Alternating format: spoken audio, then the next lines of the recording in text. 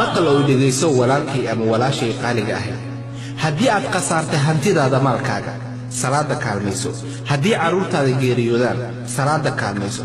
haddii uu khilaaf ka jiro adiga iyo xaaskaaga salaada kaalmayso haddii aadan haysan wax shaqo ah salaada kaalmayso haddii ay musiibo kugu dhacdo salaada kaalmayso haddii aadan awoodin in aad fahanto hal aayad oo quraanka ka mid ah salaada kaalmayso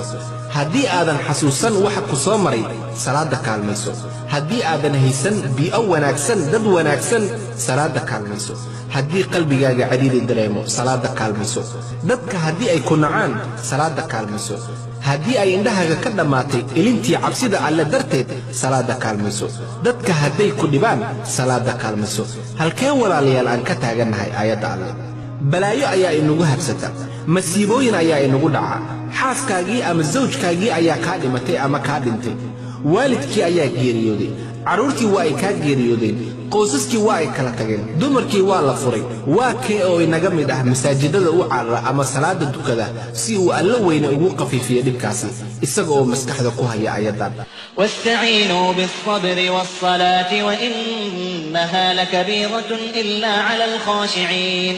الذين يظنون أنهم ملاقو ربهم وأنهم إليه راجعون oo ku raadsada kaalmo sabarka iyo salaada run ahaantii waa wax aad ugu culus oo ku adag waxaanan ahayn alqaashicuun mu'miniinta dhabta ah ee rumaysan alle kuwa adeeca alle si khushuuc ah iyo heebadnimo leh iyo isdhiibiddan oo ka cabsada in badan dhakaabtiisa oo rumaysan yabohiisa jannada iyo wax la mid ah iyo u degistiisa naarta iyo wax la mid ah kuwaasi waa kuwa iyaga huba in ay la kulmi doonaan rabbigooda iyo inay xaggiisa u noqon doonaan waa kee oo qalbigiisa ka dareemaya ayadan waa kee oo inaga mid ah qolka aabihii uu dhinto garabka uu ku sido isagoo oynaya oo uu geeyo qabriga durbadiiba ogaado halka loo cararo inay tahay xagga mixraabka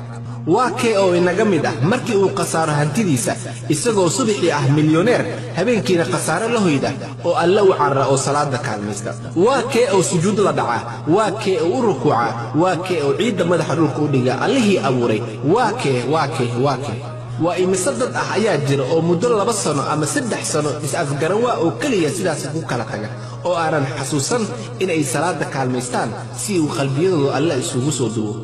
war ma ogtiin inaan la helaynin hooska maalinta kala baxa ah ee alla agtiisa lagu kala carari doono ee cadceedda madaxaada qaban doonto war ma ogtahay cidda hooskaasi harsanaysa inuu ka mid yahay midka qalbigiisa uu ku xiran yahay masaajidka